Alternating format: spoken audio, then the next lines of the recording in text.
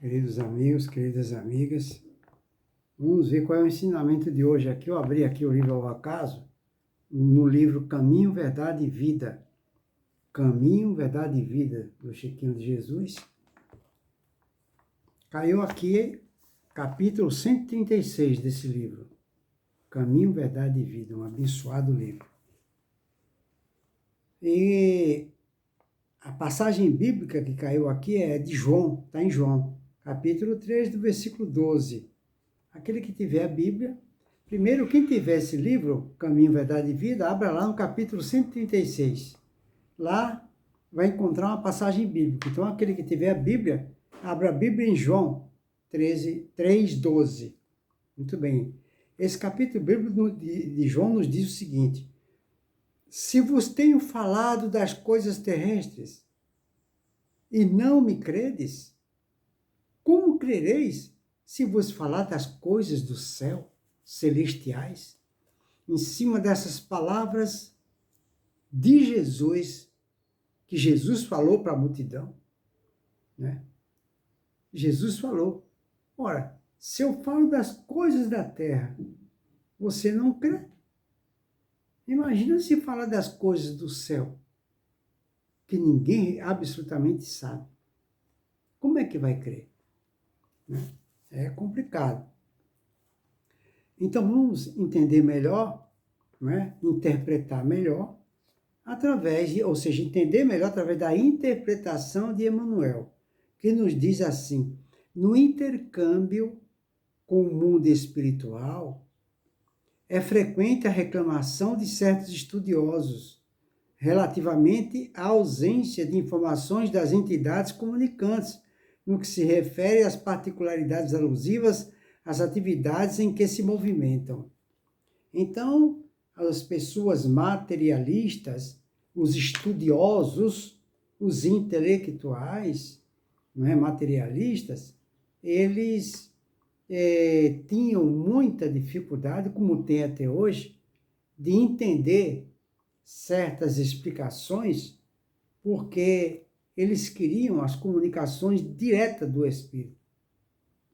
Aí ele continua: por que não se fazem mais explícitos os desencarnados quanto ao novo gênero de vida a que foram chamados? Está vendo?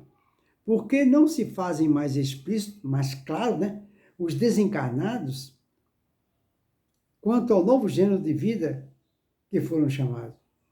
Como serão suas cidades, suas casas, seus processos de relações comuns? Através de que meios se organizam hierarquicamente? Terão governos nos moldes da terra? Está vendo?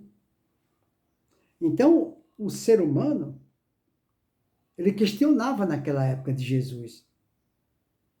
Olha a pergunta que eles faziam, eles questionavam.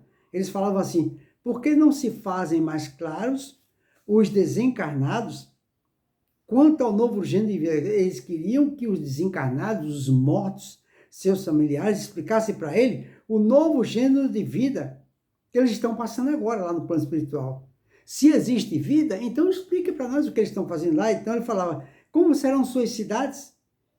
Já que a vida continua, então explica para mim como é que é a sua cidade, suas novas casas, seus processos de relação comum na sociedade em que vive, e através de meios, e através de que meios eles se organizam?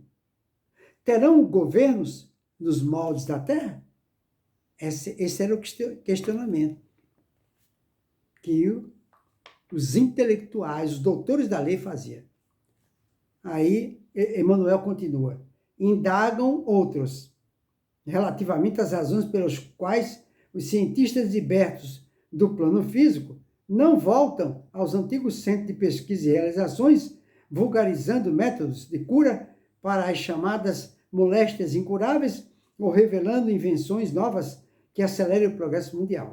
Então eles queriam saber também por que os intelectuais que já desencarnaram, por que não voltavam para ajudar no progresso, nas vacinas, para acelerar, não é, a evolução.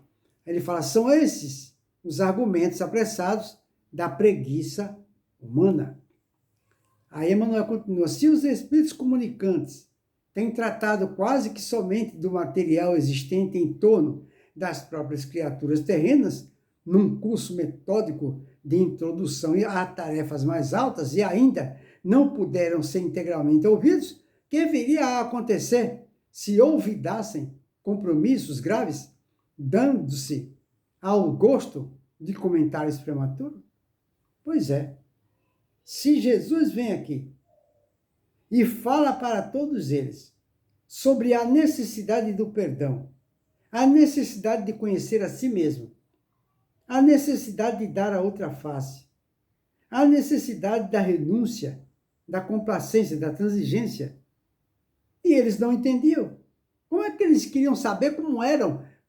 Como é que eles querem saber como é a organização no plano espiritual, tecnológica, científica? Se não fazem nem o primário, né? Aí ele fala: é necessário que compreenda o homem que Deus concede os auxílios. Entretanto, cada espírito é obrigado a trabalhar, a talhar a própria glória. Então, Deus ajuda, mas cada um que lute pela sua felicidade e pela sua paz. Deus não pode dar. Aí ele continua: a grande tarefa do mundo espiritual, em seu mecanismo de relações com os homens encarnados, não é a de trazer conhecimentos sensacionais e extemporâneos, mas a de ensinar os homens a ler os sinais divinos que a vida terrestre contém em si mesmo, iluminando-lhes a marcha para a espiritualidade superior. Fica aí, portanto, para a nossa reflexão, este ensinamento extraordinário, não é? Onde é importante nós ficarmos focados, não é? Em primeiríssimo lugar, em nos observar, a entendermos efetivamente qual a verdadeira finalidade de nossa existência aqui na Terra.